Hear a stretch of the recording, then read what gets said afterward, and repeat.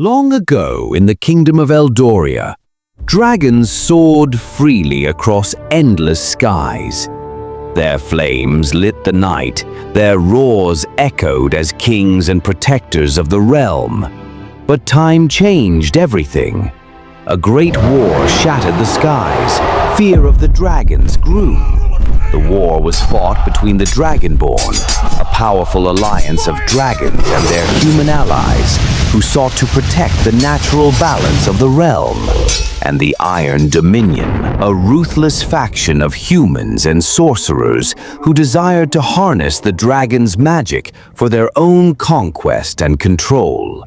The Dragonborn believed in harmony between all creatures and ruled with wisdom and fire.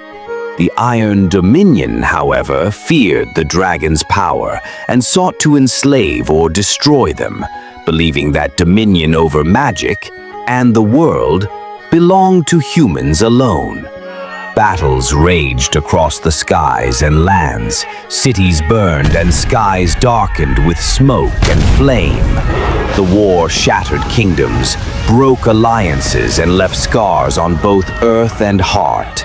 In the final battle to save what was left of Eldoria and prevent the Iron Dominion from enslaving Zareth, whose fire was said to hold the power to reshape the world, the elders cast the ancient spell, imprisoning him in the cavern beneath the ruined capital. They froze his fire and body, hoping to end the war and the terror it unleashed. But with Zareth sealed away, the balance shifted. The Iron Dominion eventually fell, but the kingdom was left weakened and fractured, and the dragons vanished from the skies. For 1,000 years, Zareth lay silent in his icy tomb, the world above forgetting the warmth of his fire and the thunder of his wings. The kingdom of Eldoria, once vibrant and alive under dragons' protection, had fallen into shadow and fear. Villages crumbled, forests grew wild, and the skies grew cold and empty. Legends of dragons became nothing more than whispered tales told to scare children, warnings of terrible beasts who would burn all in their path. Yet, hidden in the deepest libraries of the capital, a few still believed the old stories. Stories of a dragon who was not a monster, but a guardian who once saved the kingdom from darkness. The dragon's roar was forgotten by most except for one prophecy etched in stone. When the last star fades from the sky, the dragon will rise and destiny will fly. Most dismissed it as a remnant of old superstition, carved into the crumbling wall of a ruined temple no one visited anymore. The priests who once guarded its truth had long turned to dust, yet the stars remembered, and far beneath the surface of the world, so did Zareth. The sky over Eldoria dimmed slowly over centuries.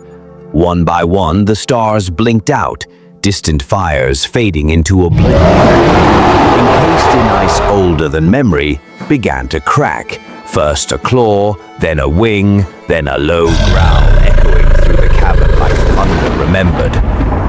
The ice had not just frozen his body, but dulled his mind. His thoughts were slow, fractured. He remembered flame, he remembered war, and most of all, he remembered betrayal. Not from his enemies, but from those he once protected. His roar built in his chest, pressure rising like the return of a long-lost storm. The roar shattered the remaining ice. Zarath emerged covered in frost, his gold-black scales dimmed with age. But his eyes burned like newborn suns.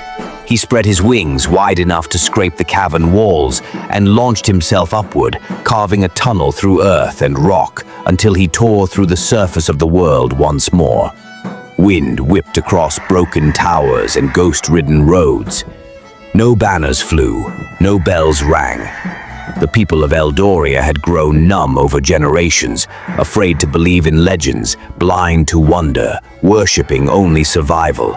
So when the sky cracked open and Zarath emerged in fire and thunder, they didn't bow, they ran. Screams echoed, doors slammed, arrows flew from trembling guards, but nothing pierced him. Zareth landed on the broken spire of what had once been the high sanctum, his claws dug into stone. He surveyed the land below, his land, now quiet and crumbling, devoured by time and fear. He remembered cities with golden domes, flying ships, children laughing beneath his wings. He remembered being called Protector, Fire Father, Lord of the Sky. Now they called him Curse, Myth, Monster. He could taste the fear on the wind, and it stung more than the arrows. He descended from the tower and walked among the ruins. The earth remembered his steps, stone cracked beneath his talons, old wards hummed with ancient magic, trees bowed as he passed. He found a mural buried in rubble, a painting of himself once revered, head raised in pride, surrounded by star fire. Defaced, a blade had gouged out his eyes. He could destroy this city, burn it to the ground, nothing could stop him. But he didn't. Instead, Zareth looked to the black sky where the stars had once lived.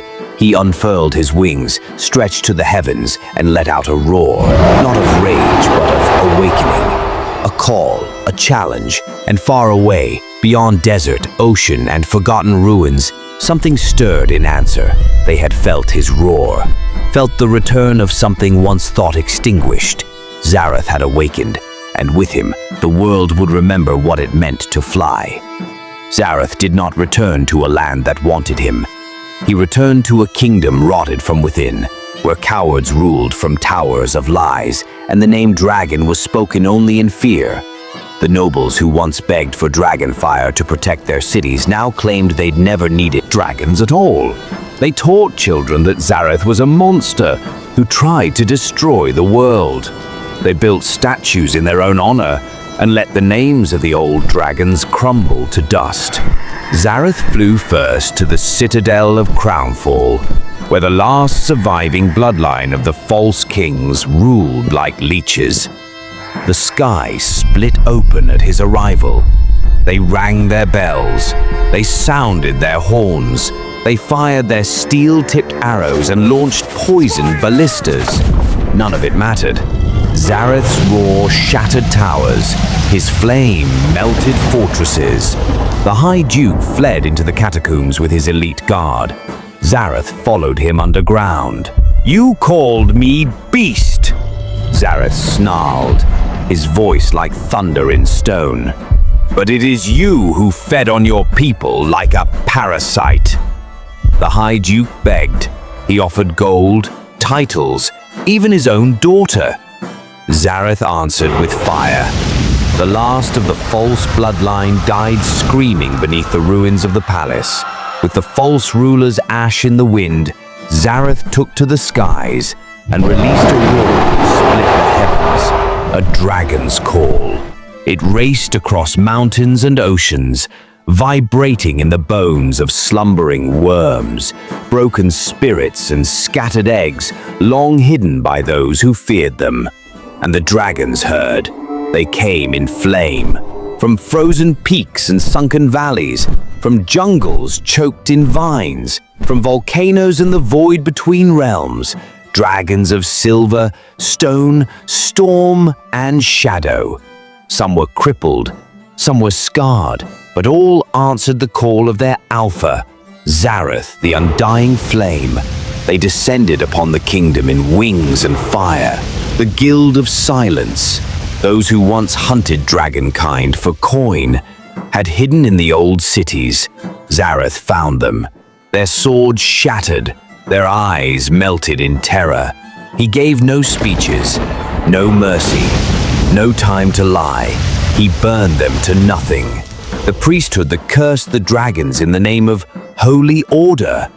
Their temples burned white hot, their godless chants silenced by fire. The historians who rewrote truth into fiction. Zareth tore their archives apart and replaced them with the bones of truth. The people, finally free of their coward kings, crawled from their hiding places. They feared what he would do. Instead, Zareth raised a single wing and called the dragons to cease. He stood atop the ruins of Crownfall and declared, "Eldoria once soared beside dragons. Now it bows before them again. If you kneel in truth, we will rise together. If you cling to lies, you will feed the earth as ash." And the people knelt. A new city was raised, Skyrend, built by both dragon and human, where no crown ruled, only balance.